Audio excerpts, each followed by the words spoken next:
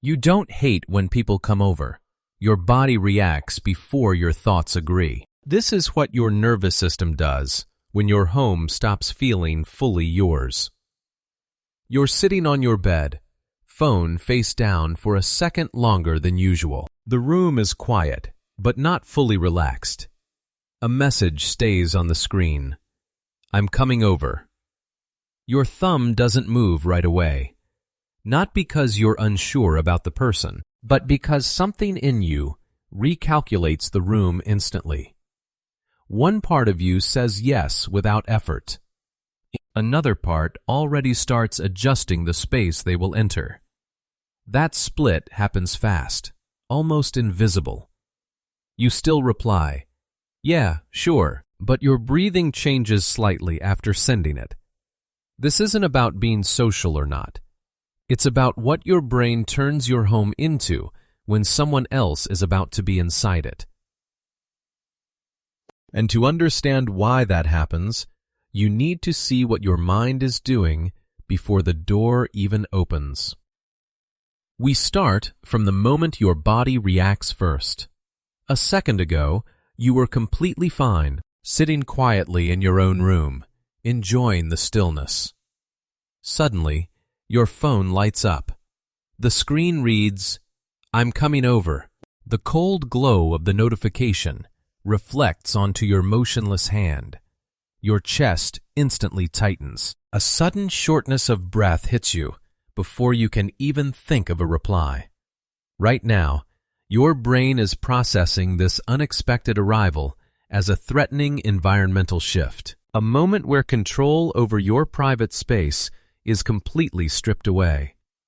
There is no physical danger, yet your foundational sense of safety has collapsed, replaced by a sudden stiffness in your entire body.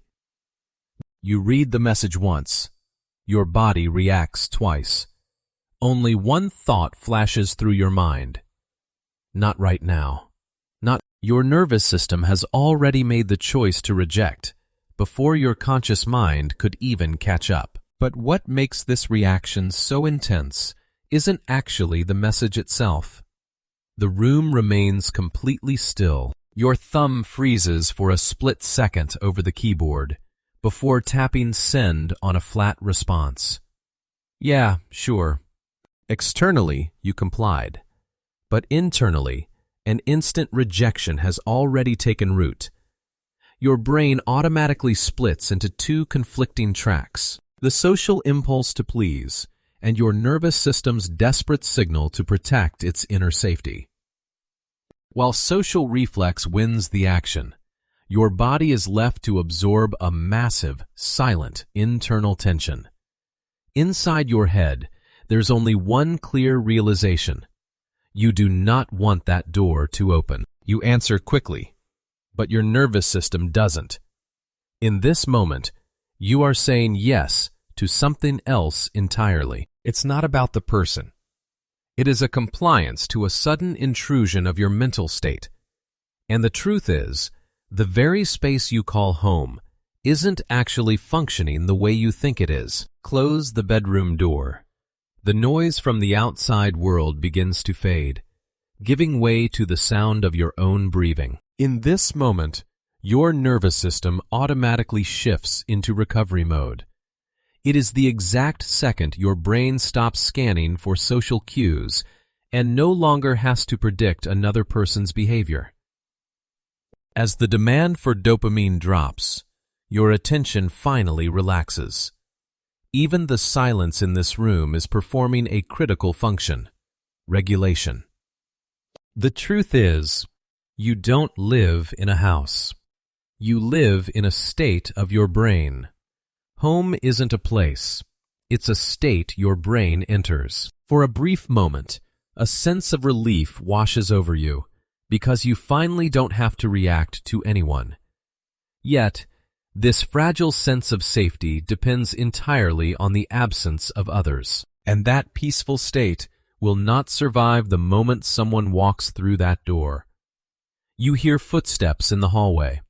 They aren't loud, but they are clear. Instantly, you adjust how you are sitting without even realizing it.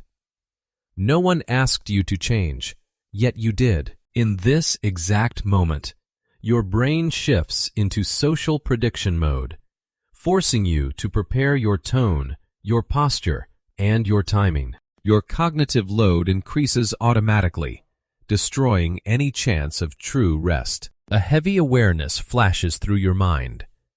I am being watched. Nothing changed in the room.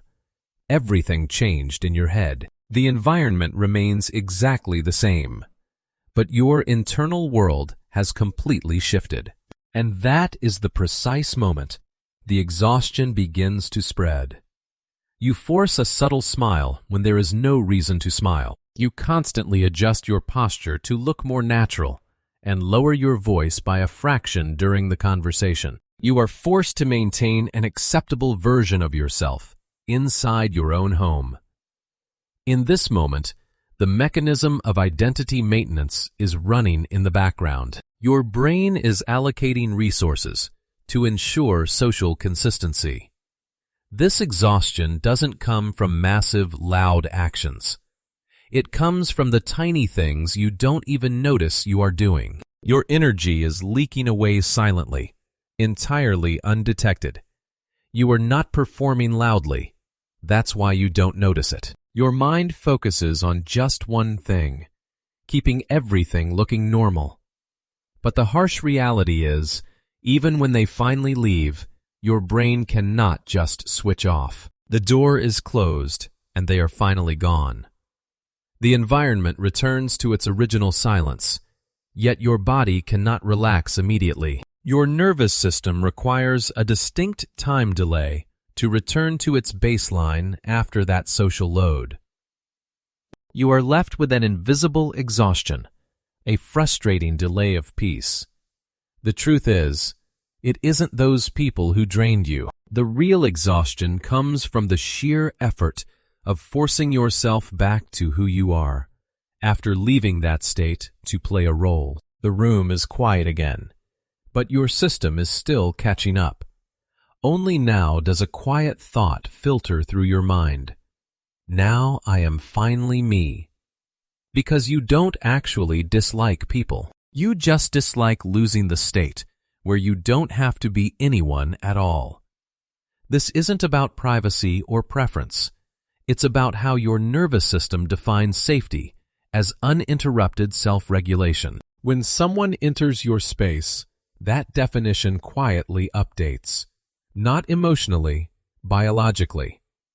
People who feel this most are not avoidant. They are internal regulation dominant minds. The ones who recover in silence, not in stimulation. Some people don't come home to rest. They come home to stop adjusting. Think about the last time someone came over unexpectedly. Did you feel them? Or did you start managing yourself? Write what changed first. The room or your behavior?